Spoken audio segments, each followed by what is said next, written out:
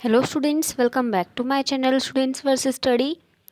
आज हम इस वीडियो में करने वाले हैं क्लास 10th एनसीईआरटी केमिस्ट्री का chapter periodic classification of elements का वन शॉट। चलिए स्टार्ट करते हैं। तो अब हमारे पास जितने अभी प्रेजेंट है, हमारे पास 118 एलिमेंट्स प्रेजेंट हैं एंड हर एक एलिमेंट की प्रॉपर्टी को अलग से पढ़ना ये काफ़ी ज़्यादा मुश्किल हो जाता है हमारे लिए। तो हम जो है उन्हीं एलिमेंट्स को एक तरह के ग्रुप में डिवाइड करते हैं, जिससे कि हम जो है उनकी प्रॉपर्टी मतलब जिनकी सिमिलर प्रॉपर्टीज़ है उनको एक कॉलम में रखें एंड दूसरे रो में दूसरे वालों को रखें। तो इस तरीके से रखें जिससे कि हम उनको जो है याद रख सकें। अब इस चैप्टर में हमारा सबसे पहले आता है डॉब्राइनर्स ट्रायड्स, यानी कि जो डॉब्राइनर नाम का एक साइंटिस्ट था, जर्मन केमिस्ट थे 1829 में। इन्होंने कुछ इस तरीके से किया था कि इन्होंने 3 एलिमेंट्स को अपने पास रखा। फॉर एग्जांपल ये एलिमेंट नंबर 1 है, ये 2 है एंड ये 3 है।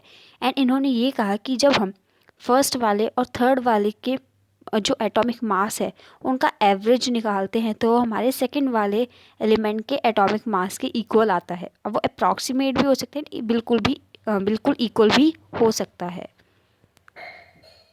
So, according to his law of triads, when elements are arranged in the order of increasing atomic masses, groups of 3 elements having similar chemical properties are obtained. The atomic mass of the middle element of the triad being equal to the arithmetic mean of the atomic masses of the other 2 elements. वही same बात है कि जब हम हमारे 3 elements लेते हैं, increasing atomic mass वाले होते हैं वो, और हम फर्स्ट और थर्ड के जब एवरेज निकालने की कोशिश करते हैं तो हमारे सेकंड वाले के एटॉमिक मास के इक्वल आता है। इसमें हमारे पास एग्जांपल भी है, जैसे कि लिथियम, सोडियम एंड पोटेशियम का है। लीना के इनके सिंबल्स होते हैं, हमारा लिथियम का होता है, Na हमारा सोडियम का और K हमारा पोटेशियम का।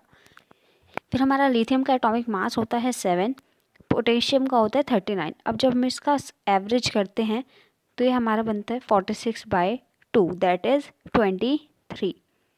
फिर ऐसे ही हमारे पास कैल्शियम, स्ट्रोंटियम और बेरियम का है। फिर इसके बाद हमारे पास ये क्लोरीन, ब्रोमीन, आयोडीन का है। बट इसमें एक ड्रॉबैक ये हो जाता है कि वो सिर्फ 3 ही ट्रायड बना पाए थे, सिर्फ 3 ट्रायड बना पाए हमारे पास, जबकि इतने सारे एलिमेंट्स हैं। तो ये जो है उनका थोड़ा ड्रॉबैक हो गया। फिर एक ये ड्रॉबैक तो था ही, उसके साथ साथ सारे एलिमेंट्स को ट्रायड्स के फॉर्म में रखना और उनका एवरेज सेम होना, ऐसा हर एलिमेंट के साथ नहीं हो पा रहा था। तो ये 2 लिमिटेशंस थी हमारे डॉब्राइनर क्लासिफिकेशन की। अब हम बात करते हैं न्यूलैंड लॉ ऑफ ऑक्टेव्स।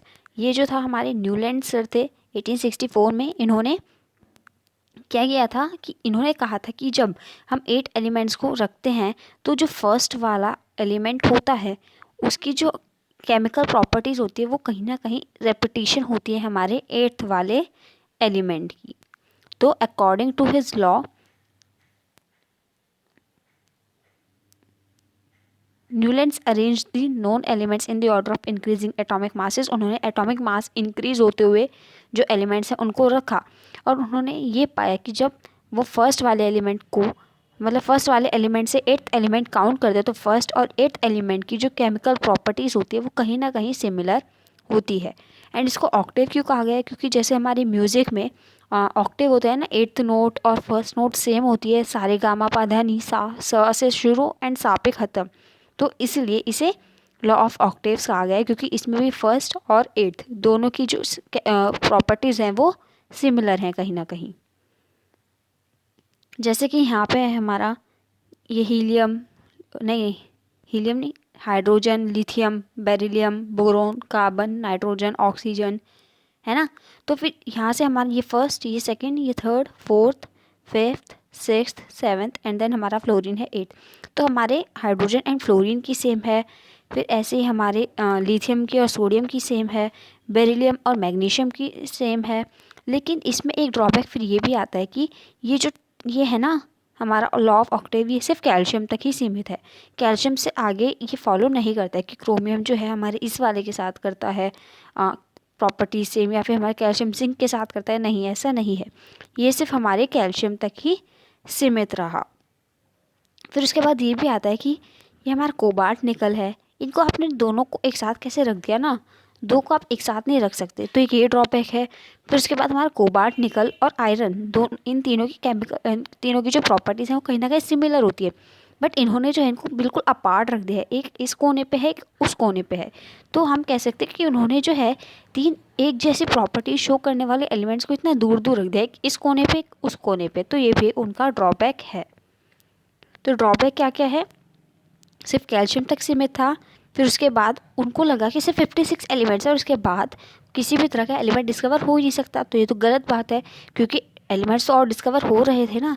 तो ये वाला एक ड्रॉबैक हो गया कि उन्होंने बाकी जो आने वाले एलिमेंट्स थे जिनकी डिस्कवरी होने वाली थी उनके लिए स्पेस नहीं छोड़ा। फिर उसके बाद एक ड्रॉबैक ये था कि उन्होंने एक ही स्लॉट में उन्होंने दो दो एलिमेंट्स को रख दिया।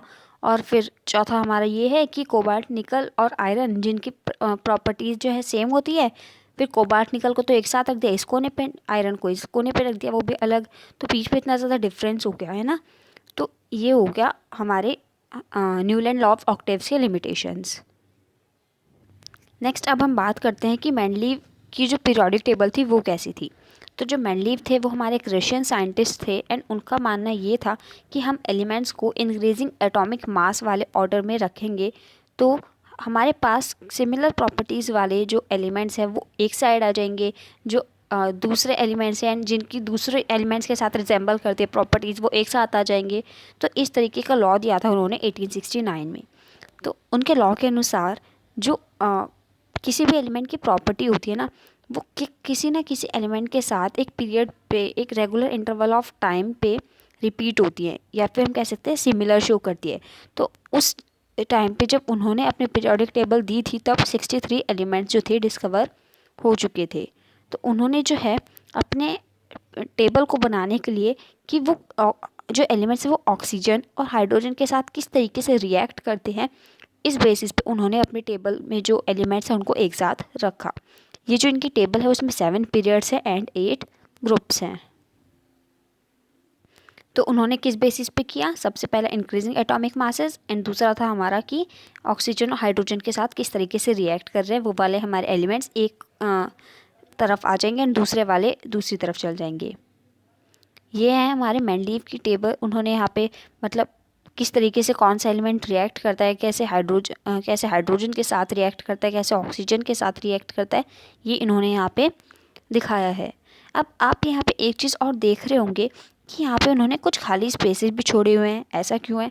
ऐसा इसीलिए है क्योंकि जैसी गलती हमारे न्यूलैंड ने की थी कि उसने ऐसा देखा ही नहीं था कि बाद में जाके और एलिमेंट्स डिस्कवर हो सकते हैं, लेकिन हमारे मेंडलीव ने इस चीज़ को ध्यान में रखा कि आगे और एलिमेंट्स डिस्कवर हो सकते हैं, क्योंकि यहाँ पे जो गैप हो रहा था ना हमारे एटॉमिक मास का वो कुछ ज़्यादा हो रहा था, लेकिन पहले ऐसा नहीं था।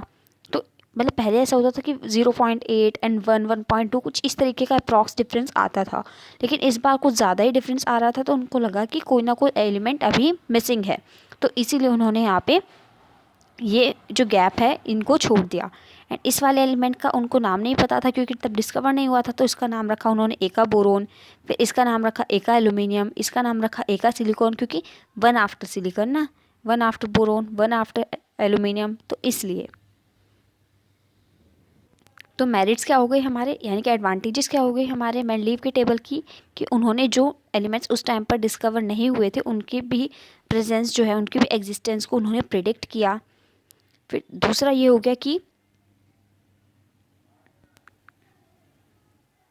उन्होंने ये भी प्रिडिक्ट किया कि जो एलिमेंट्स डिस्कवर होंगे उनकी जो पोजीशन है वो कहीं ना कहीं यहाँ होगी, या फिर उनके जो प्रॉपर्टीज़ हैं वो इस तरीके से रिजेंबल करेगी। तो फिर उन्होंने इस तरीके से जो है प्रिडिक्ट किया। फिर नेक्स्ट है हमारा कि जो नोबल गैस वाला सिस्टम था ना, तो अगर नोबल गैस डिस्कवर हो जाती तो फिर वो एक साइड में आराम से आ सकती थी, ऐसे पूरी टेबल नहीं हिल जाने वाली थी उनकी। अब बात करते हैं हम लिमिटेशंस की। तो लिमिटेशंस में सबसे पहले लिमिटेशन आती है कि आइसोटॉप की पोजीशन नहीं मिल रही थी। मतलब हाइड्रोजन की भी तो और डिफरेंट एटॉमिक मास वाले आइसोटॉप हो सकते हैं ना, तो उनकी पोजीशन जो थी वहाँ पे डिफाइन नहीं हो पा रही थी। अगर वो आइसोटॉप को रखने की कोशिश करते तो सारी टेबल का स्ट्रक्चर ख़राब हो जाता है। फिर उसके बाद ये था कि कुछ एलिमेंट्स जो हैं वो गलत एटॉमिक मास वाले ऑर्डर में रखे हुए थे। मैं आपको एक बार टेबल दिखाती हूँ। तो आप यहाँ पे देखिए, ये हमारा आयरन है, कोबाल्ट है, निकल है। हमारा कोबाल्ट का 58.9 है, निकल का 58.7, तो निकल पहले आना चाहिए था। बट इन्होंने अपनी टेबल को सेटिस्फाई करने के लिए एटॉमिक मास वाले ऑर्डर को ही तोड़ दिया, इस वाले लॉ को ही उन्होंने तोड़ दिया, अपनी ही बात से वो डिफाई कर गए। और नेक्स्ट हमारा जो ड्रॉबैक है वो ये है कि हाइड्रोजन की करेक्ट पोजीशन मिल ही नहीं पा रही थी, क्योंकि जो उन्होंने फर्स्ट वाले कॉलम के साथ उन्होंने उसको रख तो दिया था, बट फर्स्ट वाले के साथ साथ उसकी जो प्रॉपर्टीज़ हैं वो तो हमारे हेलोजन वाले ग्रुप के साथ मैच करती है। तो हमारा जो हाइड्रोजन की पोजीशन है ना, वो थोड़ी सी गड़बड़ आ रही थी। अब हम बात करते हैं कि फ़िलहाल के लिए हमने जो हमारी पीरियोडिक टेबल उसको किस तरीके से अरेंज किया है। तो हमारे मेंडलीव ने एटॉमिक मास पे किया था, लेकिन हमने जो है एटॉमिक नंबर वाली पीरियोडिक टेबल को बिल्कुल सही माना है। तो 1913 में जो मूजले था, उन्होंने ऐसा कहा था कि एटॉमिक नंबर जो होगा वो ज़्यादा अच्छी प्रॉपर्टी होगी पीरियोडिक टेबल को बनाने के लिए। डिफेक्ट्स क्या थे हमारे मेंडलीव के क्लासिफिकेशन के लिए कि कोबाल्ट और निकल पहले आना चाहिए था, कोबाल्ट बाद में, और उसके साथ साथ पोजीशन ऑफ आइसोटॉप, हाइड्रोजन के डिफरेंट मास वाले आइसोटॉप भी होते हैं, एंड जब उनको हम टेबल में रखने की कोशिश करते हैं तो सारी टेबल का जो स्ट्रक्चर है वो ख़राब हो जाता है। तो जब हम हमारे एलिमेंट्स को इंक्रीजिंग एटॉमिक नंबर वाले ऑर्डर में रखते हैं, तो जो हमारे एलिमेंट्स हैं उनका कहीं ना कहीं जो वैलेंस इलेक्ट्रॉन है वो सेम होता है, मतलब कि जो लास्ट शेल में इलेक्ट्रॉन्स हैं उन्हें हम कहते हैं वैलेंस इलेक्ट्रॉन्स।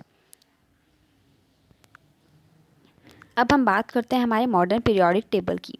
तो जो हमारा मॉडर्न पीरियोडिक टेबल है, इसको प्रिपेयर किया था हमारे नील्स बोर ने, एंड इसको जो हम long form of periodic table भी कहते हैं। इन्होंने जो है एटॉमिक मास को ना रख के एटॉमिक नंबर के बेसिस पे हमारे पीरियोडिक टेबल को डिज़ाइन किया है। एंड जो हॉरिजॉन्टल रोज़ होती है, जो इस तरीके की रोज़ होती है, उनको हम कहते हैं पीरियड्स, एंड जो इस तरीके के कॉलम्स होते हैं उनको हम कहते हैं ग्रुप्स। ये है हमारी असली मतलब हाँ, नील्स बोर वाली जो टेबल है वो ये है। यहाँ पे हमारे पीरियड्स हैं, मतलब ये जो है हमारे एक एक पीरियड है, एंड इनको इस तरह में अगर हम बात करते हैं हमारे ग्रुप्स होते हैं, तो उन्होंने इस तरीके से इनको डिज़ाइन किया था। ये हमारा एस ब्लॉक होता है, फिर हमारा डी ब्लॉक होता है, ये हमारा पी ब्लॉक होता है, ये हमारा एफ ब्लॉक होता है। हमारे डी वाले ब्लॉक को हम याद नहीं रखते हैं, क्योंकि हमसे इसके बारे में कुछ नहीं पूछा जाता है, हमें सिर्फ एस वाला और पी वाला ब्लॉक याद रखना पड़ता है। एंड इसको हम इस तरीके से याद रख सकते हैं कि हेलिना की रब से फरियाद, इस तरीके से इसको याद रखा जाता है। मतलब इसको याद रखने का तरीका ऐसे ही होता है। फिर ये बेटा मांगे कार, स्कूटर, बाप राजी, इस तरीके से इसको याद रखा जाता है। फिर उसके बाद हम इसको याद नहीं रखते हैं डी वाले ब्लॉक को। फिर आता है हमारा पी वाला, तो इसको हम रखते हैं बैंगन, आलू, गाजर इन थैला, इसको हम याद नहीं रखते हैं। अगर ये हमारा जो पीरियड 7 इसको हम याद ना रखें तो बिल्कुल चल जाएगा हमारा काम। फिर हमारे 14th वाला जो ग्रुप है, इसको हम कहे सीता जी सुनो प्रभु, इस तरीके से हम इसको याद रख सकते। तो आप अपना भी कोई डिज़ाइन कर सकते हो, बाकी अगर आपको ऐसे याद रखना है तो आप ऐसे याद रख सकते हो। अब जिन एलिमेंट्स की बात हमने मेंडलीव के टेबल में की थी कि उसने कुछ स्पेसेस छोड़े थे, है ना, तो उनका भी तो हमें नाम जानना ज़रूरी है। लेकिन उससे पहले हम उसकी टेबल में जो मेटलॉइड्स थे उनके बारे में जानते हैं। तो मेटलॉइड्स कौन कौन से हैं? बोरोन है, सिलिकॉन है, जर्मेनियम है, आर्सेनिक है, एंटीमनी है, टेलुरियम है, पोलोनियम है, ये सारे हमारे क्या हैं? मेटलॉइड्स हैं। ये देखो आप यहाँ पे ये ब्रिज टाइप भी देख रहे होंगे ना, ये किस तरीके से, ये हमारे सारे मेटलॉइड्स है। Boron, silicon, germanium, arsenic, antimony, tellurium, polonium, ये सारे हमारे मेटलॉइड्स हैं। अब हम बात करते हैं पोजीशन ऑफ हाइड्रोजन। तो जो हाइड्रोजन है, हमने उसको जो है एल्कली मेटल्स के सबसे टॉप पे रख तो दिया है, लेकिन उसकी जो प्रॉपर्टीज़ है वो कहीं ना कहीं हमारे 17th वाले, यानी कि जो हेलोजन वाला जो एलिमेंट्स हैं उनका ग्रुप है उससे भी मैच करती हैं। तो इसीलिए हाइड्रोजन जो है एल्कली मेटल्स के साथ कभी हम उनको इंक्लूड नहीं करते हैं। हाइड्रोजन अगर आपने देखा हो तो वो कुछ इस तरीके से नहीं रहता है, वो इस तरीके से हमारे एल्कली मेटल्स रहते हैं। हाइड्रोजन अलग से ही एक बॉक्स में रहता है, क्योंकि उसकी पोजीशन अभी भी फिक्स्ड नहीं है। अब हम बात करते हैं कैरेक्टरिस्टिक्स ऑफ पीरियड्स की, पीरियड्स की क्या क्या कैरेक्टरिस्टिक्स होते हैं। तो सबसे पहले हम वैलेंस इलेक्ट्रॉन्स के बारे में पढ़ते हैं। तो जब हम एक पीरियड में लेफ़्ट से राइट की तरफ जाते हैं तो जो हमारा वैलेंस इलेक्ट्रॉन है उनका नंबर इंक्रीज़ होता है 1 से 8 पे। जैसे कि हमारा ये वाला ग्रुप है, सॉरी ये वाला पीरियड है, सो इसमें हमारा सोडियम है, मैग्नीशियम है, एल्युमिनियम है। इस तरीके से अगर हम इनका कॉन्फ़िगरेशन करें तो ये 281 होगा, ये 282 होगा, ये 283 होगा, ये 284 होगा, ये 285 होगा, ये 286 होगा, ये 287 होगा। एंड हम आर्गन को तो हम लेते नहीं क्योंकि हमारी नोबल गैस है। तो आप यहाँ पे देखेंगे कि वैलेंस इलेक्ट्रॉन यहाँ पे 1 है, यहाँ पे 2, यहाँ पे 3, 4, 5, 6, 7 है ना। तो यहाँ से हमें पता चल गया कि जब हम वैलेंस इलेक्ट्रॉन्स की बात करते तो 1 से 8 इंक्रीज़ होते हैं हमारे पीरियड वाले केस में। वैलेंस की बात करते जो वैलेंस है वो पहले ठीक रहती है, फिर उसके बाद वो इंक्रीज़ होती है, लेकिन फिर से वो डिक्रीज़ होना स्टार्ट कर देती है। यहाँ पे देखिए हमारा यहाँ पे 1 था, 2, 3, 4, 5, 6, 7, 8, इसको हम हटा ही देते हैं। तो यहाँ पे 1 को ही लूज़ कर देगा, ठीक है, फिर 2 है, फिर 3 है, फिर 4 है। लेकिन यहाँ पे जो 5 वाला केस है ना, यहाँ पे हमारी वैलेंसी माइनस की 3 हो जाती है, क्योंकि यहाँ पे 5 को लूज़ करना काफ़ी ज़्यादा मुश्किल हो जाता है, तो हम 3 को गेन करना आसान समझते हैं।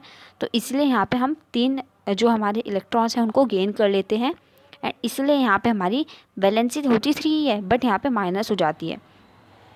ये माइनस का साइन हम ना भी लिखे तो चलेगा, बट 4 से तो हमारा 3 छोटा ही है ना, तो इसलिए हम कहते हैं कि पहले इंक्रीज़ करती है लेकिन फिर से हमारी डिक्रीज़ करना स्टार्ट कर देती है, क्योंकि यहाँ पे हमारा फिर 2 हो जाएगा, फिर यहाँ पे हमारा 1 हो जाएगा, एंड यहाँ पे हमारी 0 वैलेंसी हो जाती है हमारी नोबल गैस के केस में। अब हम बात करते हैं एटॉमिक साइज़ की। तो जो हमारे एटम का साइज़ है वही हमारा एटॉमिक साइज़ होता है, और जो उस एटम की रेडियस होती है वो रेडियस होती है उस एटम की, मतलब रेडियस ऑफ दैट एटम या एटॉमिक रेडियस कुछ भी कह सकते हैं। अब जो एटॉमिक रेडियस है ना, हम उसको पिकोमीटर यूनिट्स PM जिसका सिंबल होता है उसमें एक्सप्रेस करते हैं। 1 पिकोमीटर में हमारे 10⁻⁻12 यूनिट्स होते हैं। अब अगर हम एटॉमिक साइज़ की बात करें पीरियड के केस में, तो जब हम लेफ़्ट से राइट जाते हैं तो जो हमारे एटम्स का साइज़ होता है वो डिक्रीज़ होता है। तो इसमें ना कुछ इस तरीके का होता है कि अब जैसे जैसे हमारी नंबर ऑफ़ शेल्स बढ़ती है वैसे वैसे हमारा एटॉमिक रेडियस तो बढ़ता ही है, लेकिन पीरियड में तो हमारे ये सब सेम ही रहने, क्योंकि सबकी इलेक्ट्रॉनिक कॉन्फ़िगरेशन अगर हम करें तो इसमें हमारे सिर्फ 3 शेल ही आने हैं। तो इसमें हम कैसे पता लगाएंगे कि किसका एटॉमिक साइज़ ज़्यादा होगा, किस तरीके से होगा। तो इसका सिस्टम ये होता है कि जैसे हमारा सोडियम है, इसका कॉन्फ़िगरेशन होता है 281। अब इसके पास तो 1 लूज़ करने की कैपेबिलिटी है, तो ये हमारा 28 हो जाएगा। अब प्रोटॉन उसके पास 11 थे, इलेक्ट्रॉन भी 11 थे, लेकिन अब एक माइनस हो गया तो हमारे पास 10 इलेक्ट्रॉन हो गए हैं। तो यानी कि हमारा न्यूक्लियस जो है, न्यूक्लियस के अंदर हमारे पॉजिटिव चार्ज होते हैं, प्रोटॉन होते हैं। तो जो हमारा न्यूक्लियस है अब वो काफ़ी ज़्यादा स्ट्रांग महसूस करने लगेगा, उसको लगेगा कि बस अब तो वही राजा है ना। तो 11 पॉजिटिव का मतलब है कि जो हमारा न्यूक्लियस है वो ज़्यादा अच्छे से चार्ज है, एंड जब न्यूक्लियस हमारा ज़्यादा अच्छे से चार्ज होता है, इलेक्ट्रॉन्स जो होते हैं कम होते हैं उससे, तो वो जो उसका जो एटॉमिक साइज़ है वो बढ़ता है। यहाँ पे हमारे जैसे सोडियम है, फिर उसके बाद अगर हम मैग्नीशियम की बात करें तो मैग्नीशियम में हमारी 2 को लूज़ करना है ना, तो 2 को लूज़ करने में थोड़ी सी एनर्जी भी जाएगी, तो इसीलिए उसका जो साइज़ है वो थोड़ा सा कम होता है हमारे सोडियम से, क्योंकि उसमें जो है थोड़ी एनर्जी भी जाती है। एनर्जी क्यों जाती है? क्योंकि जो हमारा उसको 2 इलेक्ट्रॉन लूज़ करने हैं ना, तो थोड़ी सी एनर्जी उसको देनी, वो लूज़ कर जाएगी एनर्जी, क्योंकि उसको 2 छोड़ने हैं इलेक्ट्रॉन, 2 रिलीज़ करने हैं। अब अगर हम ऐसे जाते रहेंगे तो ऐसे ही होगा। फिर उसके बाद सिलिकॉन के बाद अगर हम फॉस्फोरस की बात करें तो इसका कॉन्फ़िगरेशन होता है हमारे पास 285। अब इसको ये तो 5 है इसके पास, अब 5 को लूज़ तो कर नहीं सकता, 3 को गेन ही करना पड़ेगा, एंड जब ये गेन करेगा तो फिर जो हमारे पास प्रोटॉन तो 15 है, लेकिन अब इलेक्ट्रॉन जब ये 3 और ले लेगा तो हमारे पास कहीं ना कहीं 18 हो जाएंगे, 18 इलेक्ट्रॉन। तो अब जो है हमारा न्यूक्लियस पे चार्ज है वो तो बहुत कम हो गया है, हमारे इलेक्ट्रॉन का नंबर बढ़ गया है, तो इसीलिए जो इसका साइज़ है वो कम हो जाएगा। फिर इसके बाद अगर हम सल्फ़र पे जाते हैं तो सल्फ़र में हमारा साइज़ तो डिक्रीज़ होगा ही, उसके साथ साथ एनर्जी भी रिलीज़ होगी, तो एनर्जी रिलीज़ होगी तो और साइज़ छोटा हो जाएगा। तो इस तरीके का कुछ फंडा होता है हमारे एटॉमिक साइज़ का। अब हम बात करते हैं मेटालिक कैरेक्टर की। तो जब हम एक पीरियड में लेफ़्ट से राइट जाते हैं तो जो हमारा मेटालिक कैरेक्टर है वो डिक्रीज़ होता है, बट जो हमारा नॉन मेटालिक कैरेक्टर है वो इंक्रीज़ होता है। मतलब कि जब हम लेफ़्ट से राइट जाते हैं तो हमारा जो इलेक्ट्रोपॉजिटिव कैरेक्टर होता है वो एलिमेंट्स का वो डिक्रीज़ करता है, लेकिन जो इलेक्ट्रोनेगेटिव कैरेक्टर है वो इंक्रीज़ करता है। एक बार इसको भी समझते हैं। तो जैसे हमारा सोडियम है, इसका 281 होता है ना, क्या होता है इलेक्ट्रॉनिक कॉन्फ़िगरेशन, तो ये 1 को रिलीज़ कर देगा। 1 को रिलीज़ करना काफ़ी ज़्यादा आसान है। तो सबसे ज़्यादा हमारा थर्ड पीरियड में सबसे ज़्यादा इलेक्ट्रोपॉजिटिव तो ये है, क्योंकि पॉजिटिव हमारा तब आता है जब हम इलेक्ट्रॉन को लूज़ करते हैं। फिर उसके बाद जब हम आगे बढ़ेंगे तो मैग्नीशियम भी हमारा 2 को लूज़ कर देगा, है तो ये भी इलेक्ट्रोपॉजिटिव, लेकिन थोड़ी सी एनर्जी भी जाएगी, है ना। तो ये इससे थोड़ा कम इलेक्ट्रोपॉजिटिव है। फिर ऐसे एल्यूमिनियम के साथ है, हमारे सिलिकॉन के साथ है। बट हम जब फॉस्फोरस पे आते हैं तो 285 इसका कॉन्फ़िगरेशन होता है। अब 3 तो ये लेगा, तो यानी कि इलेक्ट्रोनेगेटिव हो गया, क्योंकि ये तो अब हमारा जो इलेक्ट्रॉन्स है उनको गेन करेगा। तो गेन करने की कैपेबिलिटी किस में होती है हमारी? नॉन मेटल वाले में, मतलब जो हमारे मेटल्स नहीं होते, नॉन मेटल्स होते हैं। हमारा फॉस्फोरस तो वैसे भी नॉन मेटल है, तो इसीलिए यहाँ पे जो मेटेलिक कैरेक्टर है वो डिक्रीज़ हो रहा है। क्योंकि हमारे जो सोडियम है, मेटल्स क्या होते हैं, मेटल्स की डेफिनेशन क्या है? मेटल्स हमारे वो होते हैं जो कि इलेक्ट्रॉन को लूज़ करते हैं, है ना। तो हमारा सब इसने किया, फिर 2 को लूज़ करने में थोड़ी सी एनर्जी भी गई, लेकिन मैग्नीशियम ने भी किया, एल्यूमिनियम ने भी किया, उसकी और ज़्यादा एनर्जी गई। फिर सिलिकॉन तो हमारा खैर मेटलॉइड, इसको हम कुछ नहीं कह सकते। फिर उसके बाद फॉस्फोरस, अब वो तो गेन करेगा ही नहीं, इसको तो वो तो लूज़ करेगा ही नहीं, उसको तो 3 गेन करने पड़ेंगे। एंड गेन करने वाली कैपेबिलिटी होती है हमारी नॉन मेटल्स में। तो यहीं से हमें पता चल जाता है मेटेलिक और नॉन मेटेलिक कैरेक्टर। अब यहाँ पे हमारा सबसे ज़्यादा पॉजिटिव, सबसे ज़्यादा इलेक्ट्रोपॉजिटिव एलिमेंट है हमारा सोडियम, एंड सबसे कम हमारा इलेक्ट्रोपॉजिटिव है क्लोरीन। लेकिन हम इलेक्ट्रोनेगेटिव की बात करते तो सबसे कम इलेक्ट्रोनेगेटिव है हमारा सोडियम, एंड सबसे ज़्यादा इलेक्ट्रोनेगेटिव है हमारा क्लोरीन। अब हम बात करते हैं केमिकल रिएक्टिविटी की। तो केमिकल रिएक्टिविटी ये तो हम मेटल्स नॉन मेटल्स वाले चैप्टर में भी पढ़ के आते हैं, है ना, वो जो पूरी रिएक्टिविटी सीरीज़ होती है। तो जब हम एक पीरियड के केस में जब हम लेफ़्ट से राइट जाते हैं, तो जो केमिकल रिएक्टिविटी होती है वो एलिमेंट्स की पहले डिक्रीज़ करती है और फिर से इंक्रीज़ करती है। क्योंकि यहाँ पे देखो, ये हमारा सोडियम है, बहुत ज़्यादा रिएक्टिव होता है। फिर उससे कम होता है मैग्नीशियम, उससे कम होता है एल्यूमिनियम, फिर सिलिकॉन तो हमारा मेटलॉइड, इसकी तो क्या ही बात करनी है। लेकिन उसके बाद फिर से हमारी जो ये केमिकल रिएक्टिविटी है इंक्रीज़ करना स्टार्ट कर देती है, क्योंकि यहाँ पे हमारे मेटेलिक नेचर वाले थे, अभी यहाँ पे हमारे नॉन मेटेलिक नेचर वाले आ गए हैं। तो फिर हमारा सिलिकॉन से थोड़ा ज़्यादा रिएक्टिव होगा फॉस्फोरस, उससे ज़्यादा होगा हमारा सल्फ़र, और उससे सबसे ज़्यादा होगा हमारा क्लोरीन। तो सबसे पहले हमारी डिक्रीज़ होती है, उसके बाद हमारी फिर से इंक्रीज़ होती है। अब हम बात करते हैं नेचर ऑफ ऑक्साइड्स की। तो जब पीरियड के केस में ऐसे ही होता है कि जब हम लेफ़्ट से राइट जाते हैं तो जो बेसिक नेचर होता है ऑक्साइड का वो डिक्रीज़ कर जाता है, लेकिन जो एसिडिक नेचर होता है वो इंक्रीज़ कर जाता है। यानी कि हमें पता है कि जब मेटल हमारे ऑक्सीजन के साथ रिएक्ट करते हैं तो बेसिक ऑक्साइड बनाते हैं, लेकिन जब हमारे नॉन मेटल्स ऑक्सीजन के साथ रिएक्ट करते हैं तो हमारे एसिडिक ऑक्साइड्स बनाते हैं। तो इसको तो आप याद रखने की ज़रूरत ही नहीं है, ये तो आपको पता है। अब हम बात करते हैं कि ग्रुप्स में किस तरीके से कैरेक्टरिस्टिक होता है। सबसे पहले वैलेंस इलेक्ट्रॉन की बात करते हैं। तो इसमें हमने ग्रुप 1 लिया जैसे कि, तो इसका कॉन्फ़िगरेशन होता है 281, इसका होता है 28 सॉरी इसका होता है 21, इसका होता है 281, इसका होता है 2881, है ना। तो यहाँ पे आप देखेंगे कि जो वैलेंस इलेक्ट्रॉन है वो सब में सेम है। तो हम जब ग्रुप की बात करते हैं तो उसमें जो वैलेंस इलेक्ट्रॉन का नंबर है वो सेम रहता है। फिर उसके बाद जो वैलेंसी होती है वो भी सेम रहती है, क्योंकि सब में 1 1 है, 1 1 होते हैं तो हमारा लूज़ करेंगे, एंड लूज़ करेंगे यानी कि हमारे मेटल्स हैं। तो वैलेंस इलेक्ट्रॉन और वैलेंसी दोनों सेम रहती हैं हमारे ग्रुप के केस में। अब हम बात करते हैं एटॉमिक साइज़ की। तो एटॉमिक साइज़ मतलब हमारा एटम का साइज़। अब जैसे यहाँ पे हमारा लिथियम है, लिथियम में हमारे 2 शेल है, तो इसका थोड़ा कम एटॉमिक साइज़ होगा। फिर जैसे जैसे हम जाते हैं और मतलब नीचे नीचे जाते हैं तो हमारा पीरियड का दर्शाता है। पीरियड हमारे ये डिपिक्ट करता है कि कितने नंबर ऑफ शेल्स होंगे।